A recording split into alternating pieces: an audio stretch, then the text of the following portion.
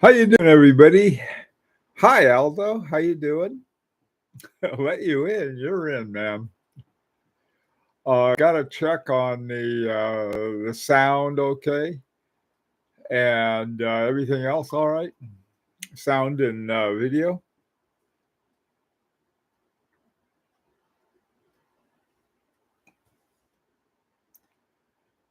Okie doke.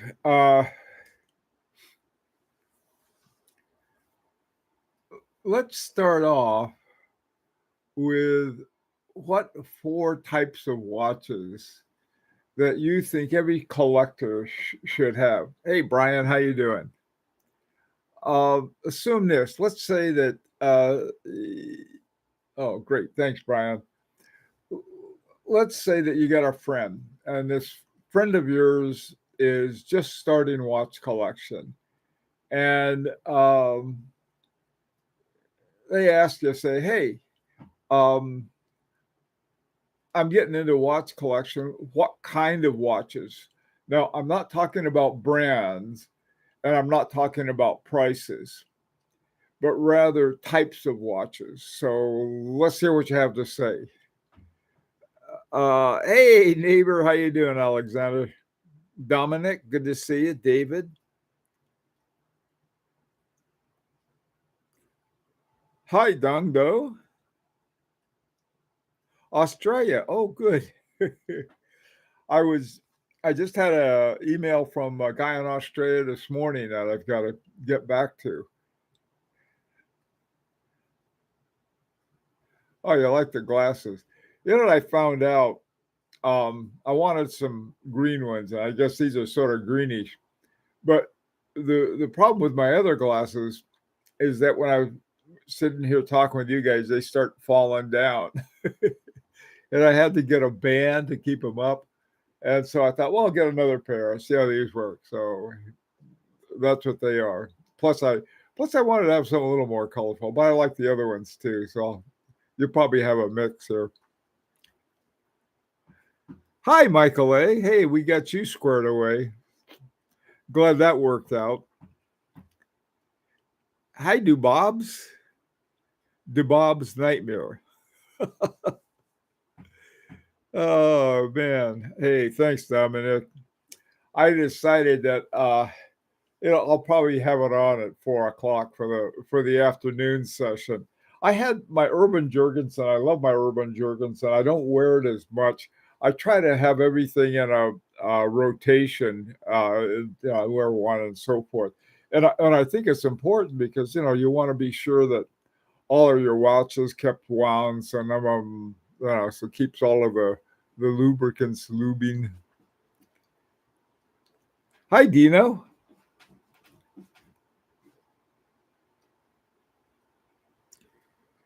Although I like travel watches more than any other type of watches. I like travel watches too. Hi, Paul. Ollie, good to see you.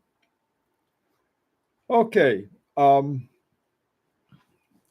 so let's start now. We're talking about we want to have a collection. We got new guy, whoever that's going to be. We got new guy here, and he wants to collect watches. And it says, okay, well, this is what I think you ought to get.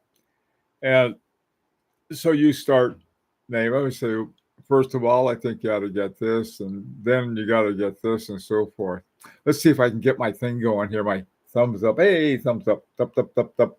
Yeah, it's not working. Sometimes it'll do it when I'm not looking. Okay. Hey, Tim, how you doing, man?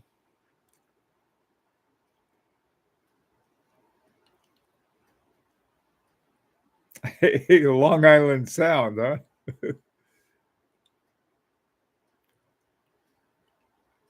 Okay, guys. All right. So, um, Aldo mentioned travel watches. Okay, there's let's see, different kinds of travel watches. One kind of travel watch I think is a simple dual time one with um, whatever your second time is. We'll say your second time is always going to be wherever you're going, wherever your first time is your home time. Okay, so that's one type of travel watch. Another type of travel watch is a world timer. And that way you can see all of the different times all around the world. Um, any preferences or suggestions on travel watches that you got that brought up?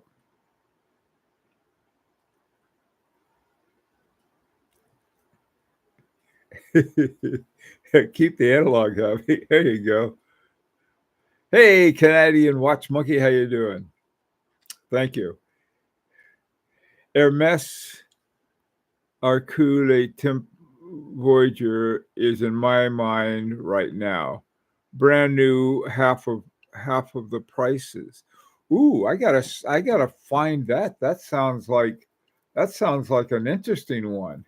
Hermes has got a number of interesting watches. Most of the, the movements have been done by Agenor, so naturally I like them more so. Hey, Gilberto, how things going in the Philippines? My travel watch is a Sky Dweller. Um, Sky Dweller. Yeah, that's a nice one. Yeah, that's a heck of a nice watch, Dominic. It's one of the one of two Rolex watches that I really like for their horology. That and then the Yachtmaster 2. Whereas the Sky Dweller is very popular, the Yachtmaster 2 is like, nah, people don't like that as much, and they should, according to me. Okay, yeah, those, except the Yachtmaster 2 is for regattas and not for travel. Yeah, that's a good one. Okay, Dino, I would suspect timers may be more expensive to service, and I don't think they uh, provide more practicality over dual time. Um, I don't know. My wife has a dual time. I had a dual time, and she took it because she liked the colors. Had one of those Louis Vuitton ones. It wasn't the one that Le Temps Fabrique, which is their movement maker, made. They have a new one now from Louis Vuitton by Le Temps Fabrique that was done for them. So anyhow, I picked up a Breitling Avenger GMT as my travel watch. Yeah, let me ask you something about travel watches. I have my travel watch, and I have two of them, two that I consider real travel watches. One is my Parmigiani Hemispheres, and I like it because it has not only does it have dual time, but I can set the dual time to offsets like half hour offsets like in India, and they also have dual night and day, so it's easy to tell which is night and which is day on your home or away. The other one I have is the Van Cleef and Arpels Air DC at Air Daer. I like that one a lot too. I like both of them. There's something that I I don't know if somebody would see my Van Cleef and Arpels and say, "Hey, boy, that's a valuable watch. I'm gonna snatch it." you know. On the other hand, I it doesn't look like it. It just looks like a sort of a regular stainless steel watch, even though it's white gold. Now, on the other hand, my Parmigiani Fleurier Hemisphere, that's a really very practical, little more practical, I think. But I like them both. So it depends. Okay, what else you guys have? Oli, I'd like my travel watch to be ideally in steel and have enough water resistance to be suitable for a range of activities. A really expensive travel watch doesn't make sense for me because then I'd be afraid to take it with me. Yeah, that's a good point, Ollie. I have I don't know. I suppose trying to think if I have a dual time that works. I think I don't know if I do or not.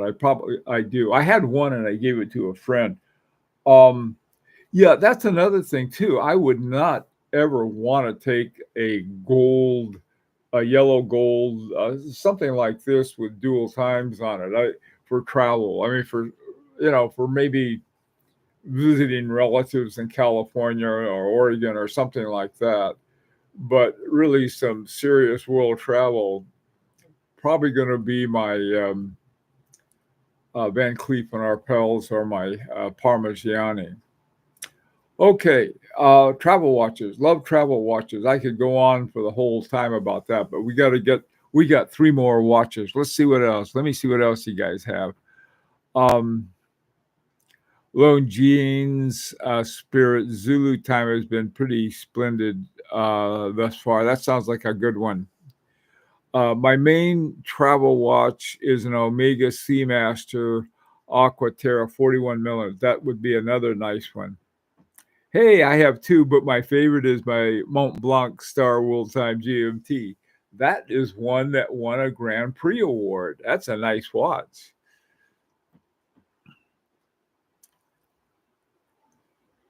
Okay, let's see what else you guys have on that, and then we'll go to something else. The best GMT watches should all have a 24-hour bezel, in my opinion. Okay. Dominic, a world time is something I should consider as an addition. Yeah, I know. I don't have. Well, I guess I don't know. I'm sort of not in a watch buying mood right now, but I'm sort of set for world timers. Let's face it. I'd have to come up with something else. Grand Seiko GMT is very accurate, high beat, spring drive, 15 seconds a month. Yeah, those things are it's a quartz watch, basically. Um, JLC. That's one, man. I tell you, I'd be really tempted with a Jaeger-LeCoultre world. They have one world timer with a jumping seconds too. But they don't call them jumping seconds. They call them true seconds, which I think is sort of probably a more accurate name. Hey, Paul Nomos, Weltzite, not a true world timer, but really easy to use and read. That's something I think is a good point, Paul, is that a to have a watch that's easy to read. I mean, you look at it, you're in Timbuktu or something, you want to find out what time it is. Good to see it quickly. Hi, Tuna. How you doing, man? Love the Nomos. Okay. John, let's see. Morning. Good to see you. Um, Little flooded here in South Florida. I'll tell you something. By some quirk of nature, Connecticut, by some quirk of global warming, Connecticut has been like Florida used to be. Well, no, Florida always had humidity, more like Southern California before it caught on fire on the beaches. Really, the temperature, the winters are mild, but the snows have been mild. The summers have been, well, we're going to have a heat wave coming, but for the most part, it's been very cool this summer so far. Man, you guys down in Florida. I used to live in Gainesville when I taught at the University of Florida, and I used to ride a motorcycle. And it was it was a long time ago. My God, I don't even want to tell you how long ago that was. Hey, Richard, what's up? Fake Ponzi scammer. Okay, traveling to London. Um, no, if I travel, my next travel plans out of the country is to Switzerland.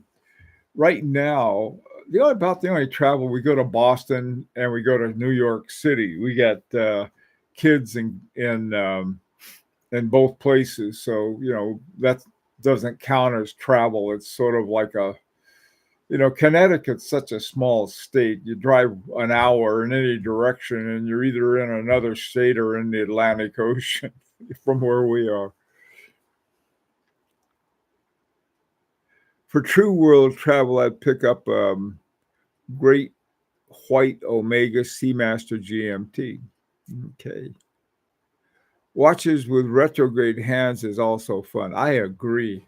They're a lot of fun. Oh, by the way, gee, I better get to work on it. Monday, I've been working on an explanation of the mechanics of how a retrograde works.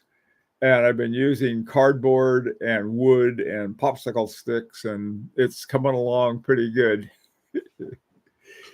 So that's what we're going to talk about Monday. I don't know how many people would be interested in the mechanics of a retrograde, but to me, it's one of these really almost simple, beautiful movements. Hey, John, not a big chrono fan. Prefer Power Reserve and Big Date. Okay. Roberto Carrillo. Hi, my best travel watch is my Panerai GMT 3 days with multiple straps I can wear in any situation. That's a good point. If you're going to a really hot and muggy place, you don't want to take your gator straps. What you'd want is something like a metal strap or something. Good point. Let's see. Ollie, Glasuda Original Senator Cosmopolite is pretty special because it supports the time zones that are 30 and 15 seconds off. Yeah, that is important. That's what the Parmigiani hemisphere does too. Okay.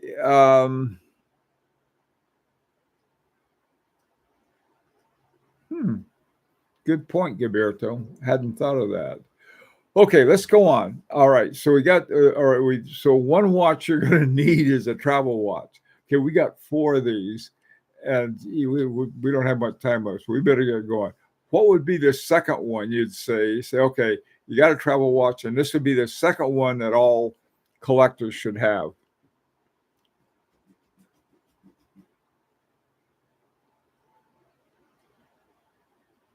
Come on, you guys. Hey, Paul. Back to 4 types of watches.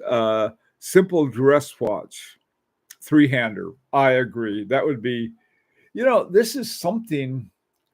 Now, I consider this a dress watch, my Urban Jurgensen, but it does have a date window. And you don't really need a date. You don't need a second hand with a true dress watch.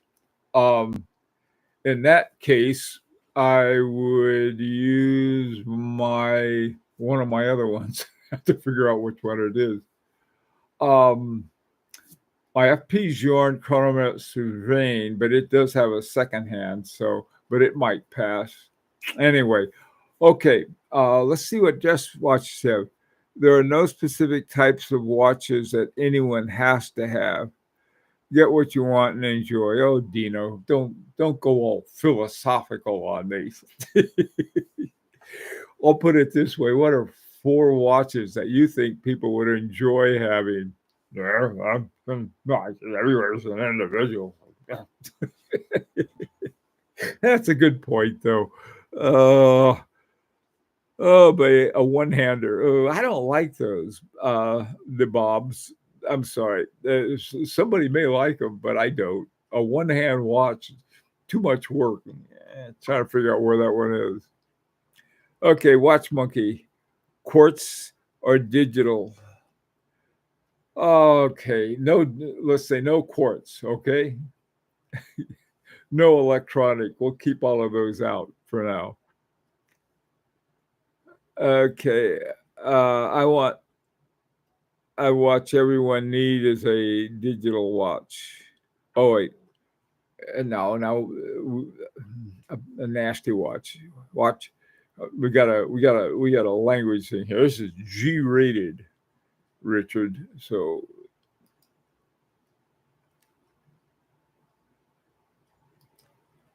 gotta remove it. Sorry, man. Okay, Roberto, a formal gold watch. Yeah, that was something I was a dress watch in either gold or platinum. What do you think of that for a dress watch?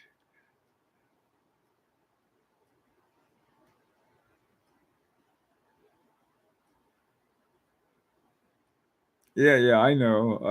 Okay. Everyone should have one on a leather band. I agree with that, Dino. I think either a leather or a gator or something like that for a dress watch. Tuna, the Hamilton Jazzmaster. That's funny. I was thinking of the same watch, Tuna. I was thinking, there's this Hamilton. I'm trying to think about that. Be neat. That would be a great one. One of the things that um, Pierre Arpels talked about for a gentleman's watch was a thin watch. And so I think that Hamilton Jazzmaster thin line might be a good one. Dominic, I have been a nut for chronographs ever since I was younger, possibly due to reading car magazines. Yeah, now a lot of people think a uh, chronograph it would be one to have in a collection. I don't disagree with that. I don't have one. Well, I do, but I'm going to sell it. But not a chronograph guy. Why not white gold? White gold is fine. I love white gold. I really do. The thing I like about white gold, it's got half in it. It's just something about it that's different than stainless steel. A Seiko. Yeah, Seiko. Friend of mine just bought a Seiko and he's shown it to me. Just gorgeous, just a beautiful watch that he got. He was showing it to me the other day. I kept looking at it. Man, Presage. I think it was a Presage. Just a gorgeous watch. Really like that. Hey, Robert, I have a yellow gold Royal Tudor date day. Absolutely love it. Yeah, that would be definitely a good one, Roberto. Another idea for the four, at least one watch that includes a complication. That's a good point. I agree with that too. Now, chronograph obviously is one complication. There's another kind of complication that we might add to it, and that is a constant force complication. And this would be something that would be internal to add to constant force. Um, Sort of to me, the epitome of great constant force is a Remontois Egalite, which I don't have, but I would love to have, but they're too expensive for me.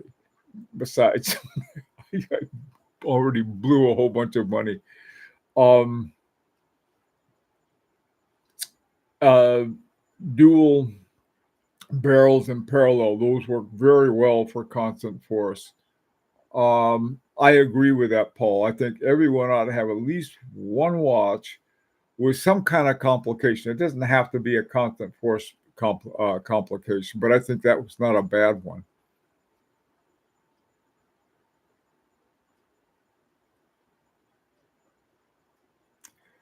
Pat, a Tag Heuer carrier date, something like that. What brand do you think will be the next FP Journe?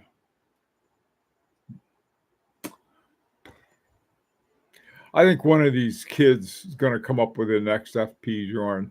The thing about FP Journe that I think a lot of people miss, not only do they have excellent watches, they've got I like their business model, quite frankly. I just like the way they do things. A lot of people hate FP Journe for the same reasons. They just don't like the way they do things. They think they ought to have more of this and lower prices. I can go with a lower price. I think it's important to have an entry level for even the most expensive watch. Something that the average watch collector could at least, within hand grenade range of their budget. I have a Movado Museum Classic as a dress watch. That's a good one. That's one of those watches that's very much overlooked. Um, but that is almost defines a dress watch as the museum.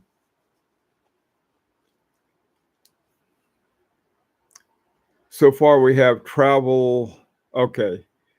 All right. Let's see. We got some ideas for the dress watch. Uh-oh. We got two more to go. So we got dress, travel. Okay, what would be the third one? Anybody? Bronze watches are fun. The patina thing is very cool. Dominic, I have appreciation for watches on many levels. Sometimes it's cosmetic design, construction, dial in metal, stone, engraved, and so forth. Yep. A beater. Okay. All right. What would be a beater? This is a beater, I guess, would be sort of like something you'd wear every day to the office or every day to work. A beater. What would be a good beater? How about a Calatrava? That'd be a great beater. Hey, Roberto, is very hard question. Thinking about for watches. Uh, okay, GMT dress, yellow gold, everyday watch. That's what we'll call the beater, and steel, and rose gold or in complication. I think it's the kind of job that you're in. It depends if the people that you interact with really care about what you look like. Um, uh, when I got into university administration, when I became an associate dean, I was expected to wear a coat and tie every day, whereas as a professor, sometimes some were, some weren't. But for the most part, you other than that, I don't think you didn't have anybody to impress in terms of one's wealth at all. So watches just weren't an issue, at least where I was. Beater is a low price Seiko. Okay. Dino. Uh, Beater is something to take hiking or garden. Now yeah, let's talk about that. Now, I think, what you want to call a beater or whatever. Uh, let's say your beater is the one you put on every day and you go to work with. Whereas something that you go out and for a little more rough and tumble would be something like a field watch or even or a sports watch. That might be what we'd need for the sort of the more active thing. Let me ask you something else. Do you think everyone should have a sports watch? And what kind of sports watch? My first sports watch was an overseas. That is a luxury sports, not a sport watch. And somebody with an Aquanaut or a Nautilus or Royal Oak, one of the the luxury sports watches. I just don't. I don't know. They to me they're more of like an everyday watch, whereas a real sports watch would be something like maybe a Tag Heuer Monaco might be an example for motorsports, and then you've got a Yachtmaster 2 for boating sports. Trying to think of some other ones. Um, there are a lot of, I don't know. I'm not much of a sports watch guy because I was thinking the only thing I've got that would be like I've got a field watch and a Seiko 5, but that doesn't. I don't think anybody considers that much of a sports watch. They see it more as a cheap watch. It's got a history to it though. Um,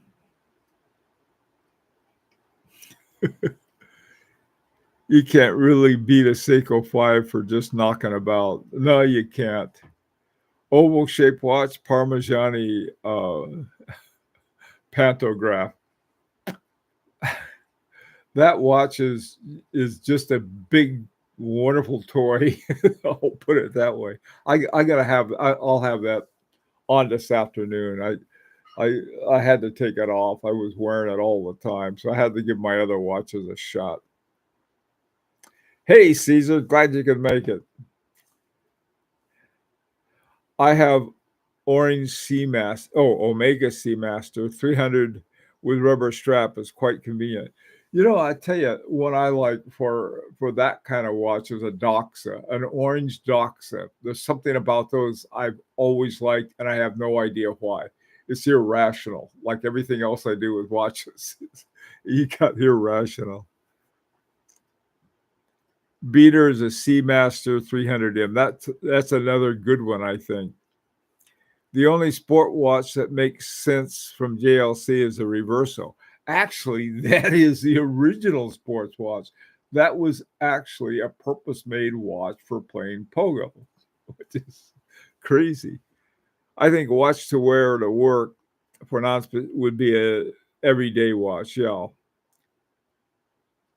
an accurate watch that might be important to me. It's like, okay, you want to get a nice watch, but whether it's the accuracy, I guess, should be important.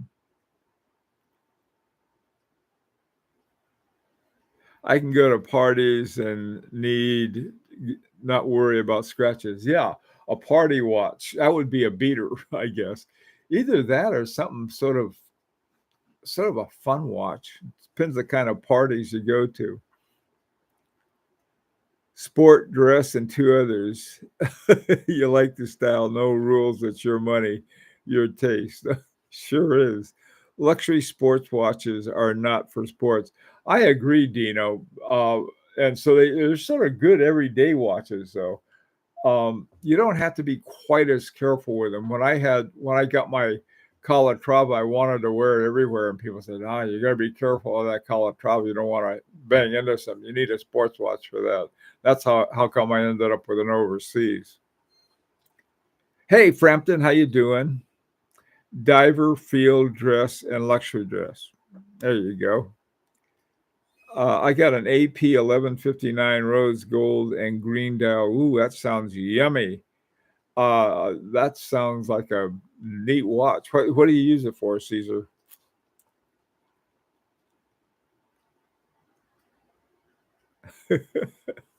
Thanks.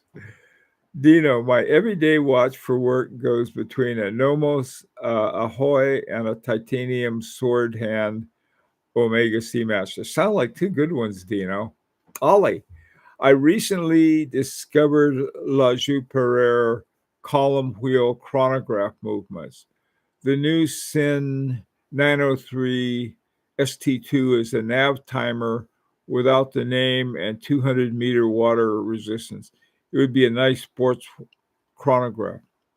Sounds an interesting. Complement the SIN U50. I used my new code to to do what?